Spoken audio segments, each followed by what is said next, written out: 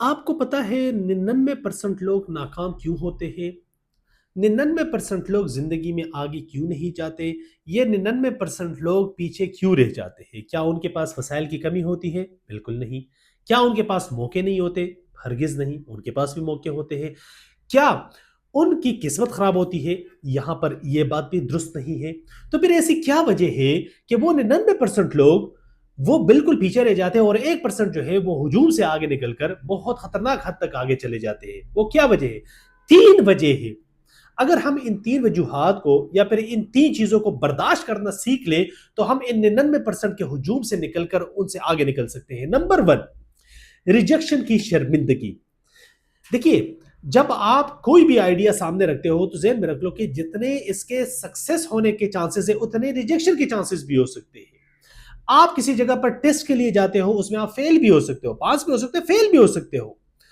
آپ اگر کسی جگہ پر اپنی بات منوانے گئے ہو اور وہ بات آپ کی ریجیکٹ بھی ہو سکتی ہے۔ ہم میں سے یہی ریجیکشن کا جو شیم ہوتا ہے، یہ شرمندگی ہوتی ہے، یہ ہم برداشت نہیں کر پاتے اور ہم اس کو اپنی عزت اور انا کا مسئلہ بنا لیتے ہیں اور ہم اس کو ہی اپنی حد سمجھ لیتے ہیں اور ہم کوشش نہیں کرتے۔ پھر ہم کہتے ہیں کہ ہم نے ٹرائی کیا تھا اور ہم فیل ہو گئے، اب بس ختم، بات یہاں پر رک۔ اب یہاں پر کیا ہے، وہ کہتے ہیں نا کہ وہ طفل کیا گرے جو گھٹنوں کے بل چلے، گرتے ہیں شاہ سوار ہی میدان جنگ میں۔ دوسرے نمبر پر ریپیٹیشن کی بوریت، پریکٹس پریکٹس پریکٹس۔ یہ جو پریکٹس ہم صبح دوپہر شام کرتے ہیں کوئی بھی فیلڈ میں، کسی بھی فیلڈ میں، چاہے وہ فزیکل ہو، مینٹل ہو، جو بھی ہو، یہ ہمیں بور کر دیتا ہے۔ یہ بوریت ہم برداشت نہیں کر پاتے۔ ہم راتوں رات امیر بننا چاہتے ہیں، ہم شارٹ کٹس ڈھونڈنے لگتے ہیں۔ وہ ڈینزل واشنگٹن والی بات، وہ کہتے ہیں کہ without commitment you will never start but without consistency you will never finish. تو کنسسٹنسی، پریکٹس، کمٹمنٹ، پرسسٹنسی، یہ ساری چیزیں ہمیں منفرد بناتی ہے اور ان 99% کے ہجوم سے نکال کر وہ جو 1% ہے اس میں لے آتی ہے اور ہم انتہا درجے کی خطرناک حد تک آگے نکل سکتے ہیں۔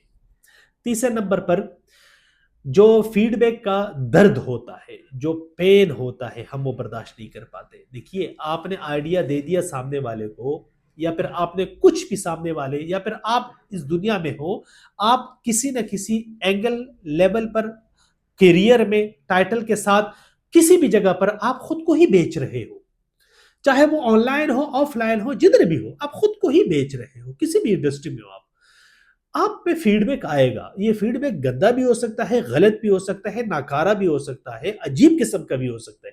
ہم میں سے زیادہ تر لوگ اسی فیڈ بیک کو ایگو بنا لیتے ہیں، ایگو کا مسئلہ بنا لیتے ہیں اور کہتے ہیں کہ تمہاری اتنی جرات، تم نے میرے کام کے بارے میں یہ کہا، تم نے اس طرح کیوں کہا۔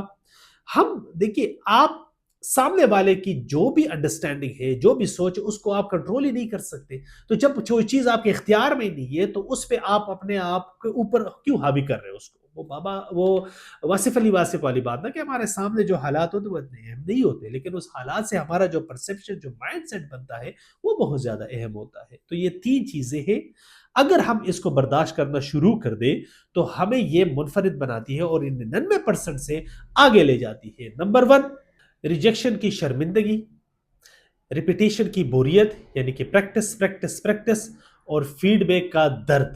اگر یہ 3 چیزیں ہم اپنی زندگی میں لاگو کر دیں اور بالکل یہ شرمندگی ختم کر دیں تو ہمیں کوئی نہیں روک سکتا۔ I wish you the very best of luck۔